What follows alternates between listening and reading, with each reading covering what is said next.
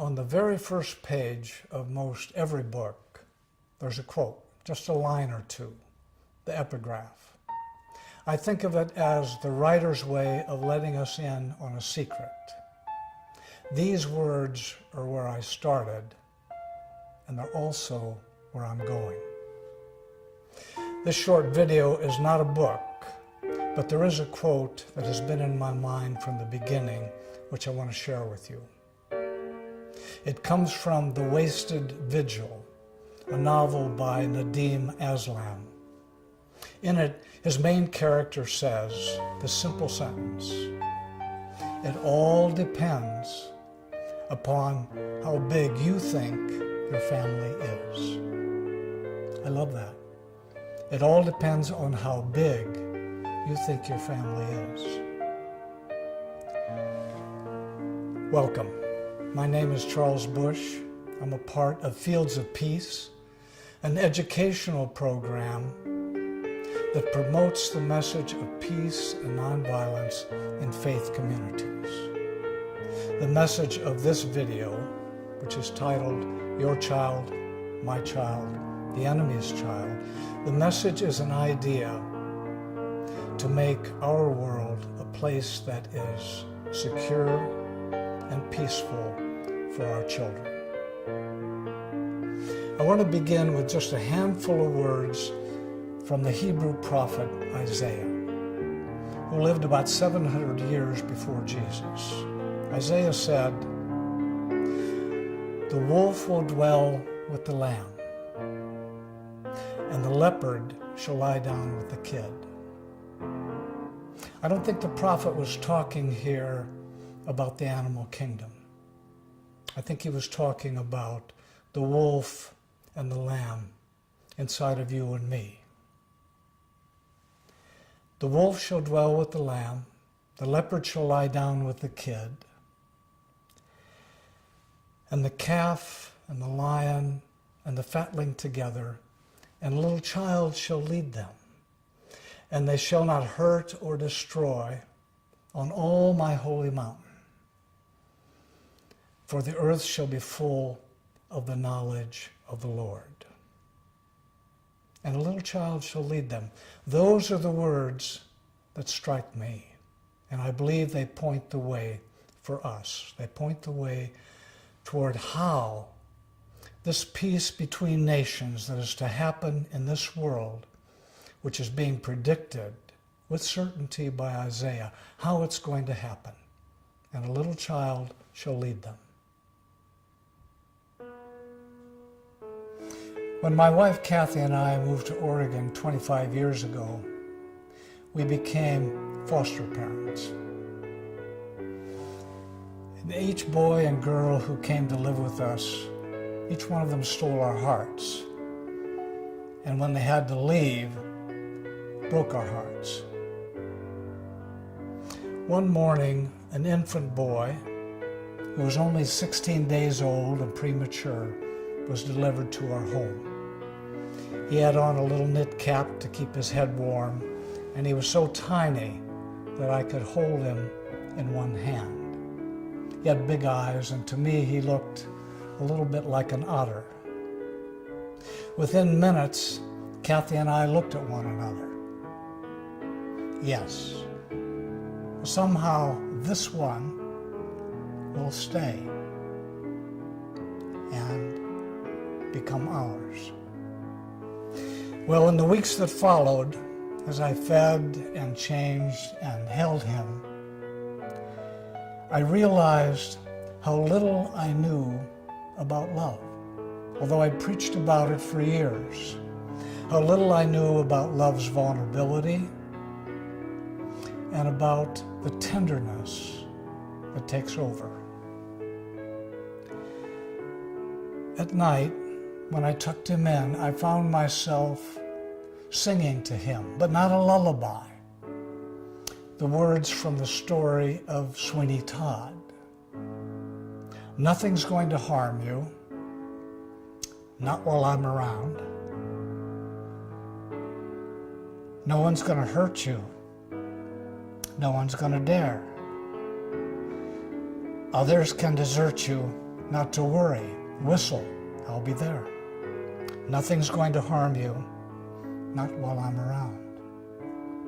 I think every parent knows this song. And by parent, I also mean step-parents and godparents and grandparents and close neighbor, friend, honorary aunt and uncle parents. With the arrival of the child who finds and claims us, suddenly the world has a new center, and everything revolves around the well-being of that child. Nothing else compares. And as I sang, "Nothing's going to harm you," it's with a catch in the throat, because I know I will not always be around. On the day that we adopted our son, we named him Gabriel, because he was the angel who came and gave birth to the love which had been waiting in us. He was the one who made of us a family.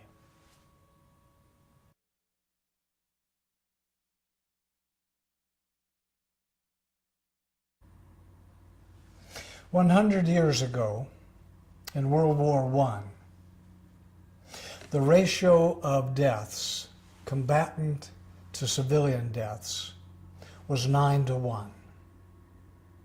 9 combatant deaths to every 1 civilian death.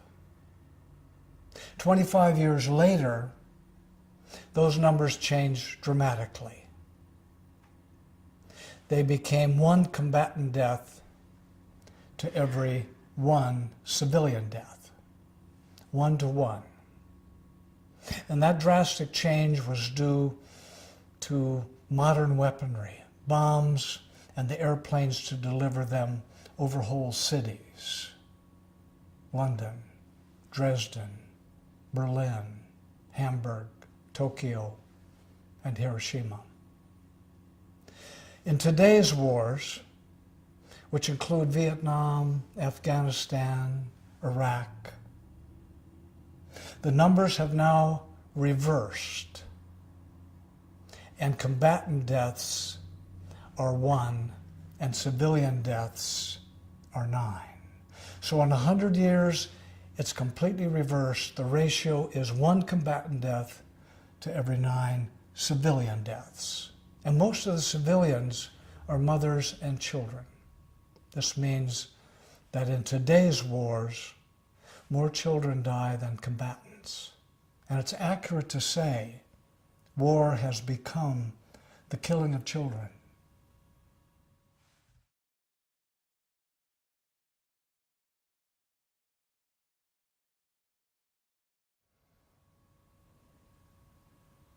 When I was 17, I joined the Marine Corps. I was a skinny kid who wanted muscles and manhood. And I pictured in my mind myself returning home in those dress blues. I grew up in the Congregational church where my parents and grandparents were pillars. And we would go early every Sunday morning to attend Sunday school. And then with the congregation, we'd worship and sing hymns, listen to the sermon, and pray. In all those 17 years of Sundays, I never once heard an anti-war sermon, nor do I remember ever hearing the word nonviolence. When I told my parents I had joined the Marines, they were rightfully horrified. All the Marines, all the people they knew who joined the Marines had died. This was in Second World War. They did not want me to be killed. What they did not mention was they did not want me to kill someone else. When I came home on leave after boot camp, I went in my dress blues to Sunday worship. And the very first hymn in my honor was "Onward, Christian Soldiers." I was very moved and fought back tears. I think you know the words. It begins, "Onward, Christian soldiers, marching as to war, with the cross of Jesus going on before." I knew and loved each person in that congregation, and especially my parents. They were all followers of Jesus. So how is it that we missed it? How could we have missed it? At the very center of Jesus' teaching is a Sermon on the Mount, and at the very center of that sermon are his most revolutionary words. Words which show us the way to a future for all of us. Love your enemies. A Buddhist friend told me, everyone in the world knows that Jesus was the prophet of nonviolence. Everyone except the Christians.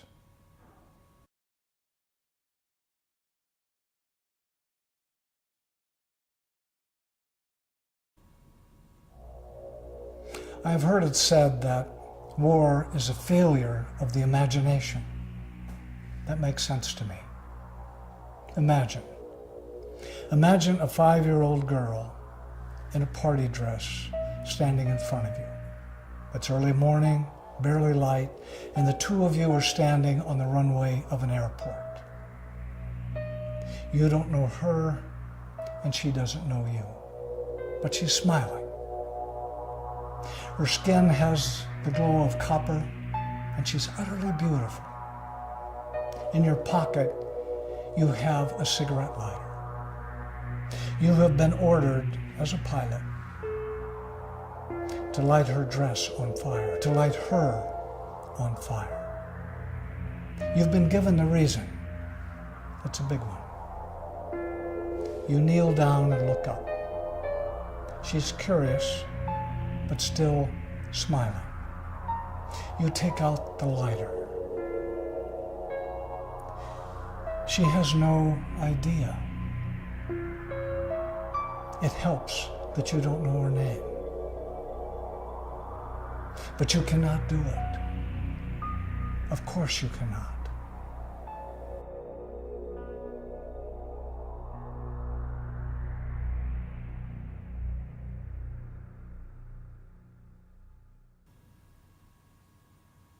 Today, over mud villages in Pakistan, Somalia, Yemen, and elsewhere, U.S. drones hover. There's no need to imagine them. They're real. And the villagers fear them because they can hear the hum, day and night, the hum. Each drone carries a Hellfire missile, so of course they fear them. Thousands of miles away, in the desert of Nevada, at Creech Air Force Base, men and women sit in special trailers. They wear pilots' uniforms, they watch a big screen, they hold little controllers of the kind that are used for video games. And on the screens, what they see in real time are camera pictures coming from the drones that show streets and the roofs of houses and huts and backyards and people moving. What they are looking for are suspected terrorists, and they have mugshots to go by. And when they see a terrorist, which isn't easy because there are so many men with beards and long robes, but when they think they see a terrorist, they push a red button. And then thousands of miles away, a Hellfire rocket is sent, and it hits a car or a home or a restaurant or a wedding or funeral gathering. At the end of their 12-hour shift, the Nevada pilots drive home to their subdivision to be with their family, to play with their children, to tuck them into bed. But many of these pilots report that they have nightmares, flashbacks. They suffer from depression. Distance helps, but not enough.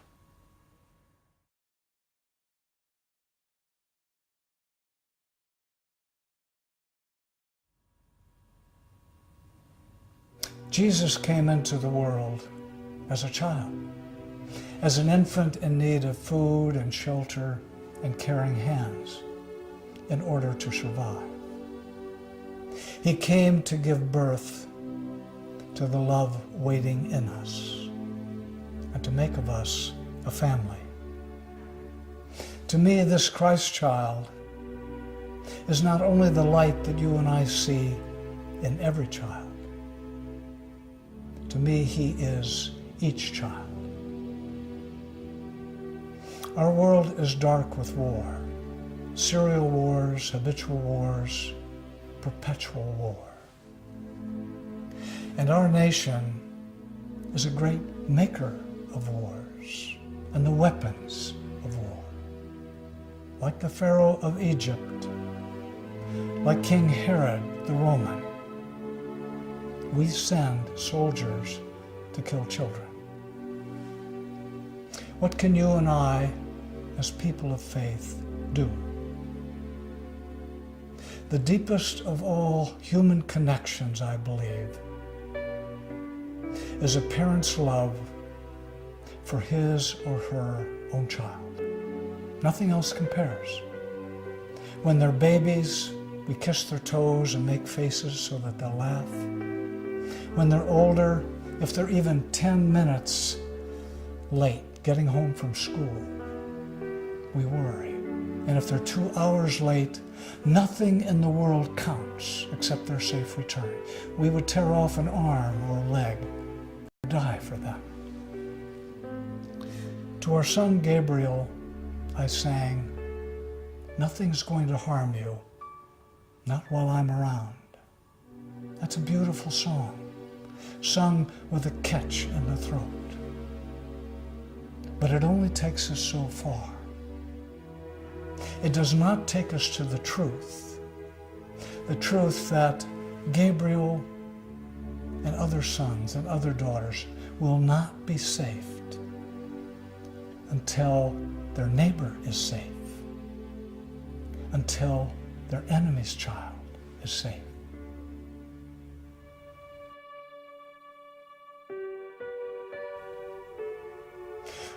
What can you and I do as a people of faith? We can sing a deeper song.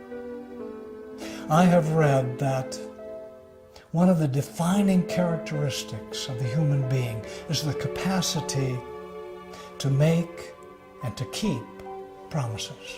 To make and keep promises. We can make a promise. I will not be a part of the killing of any child, no matter how lofty the reason. Whatever the nation or race or religion or culture, we all share this incredible love that we have for our own child, our own children. This is deep ground, and it's ground which we already share. And it is true ground for a new beginning.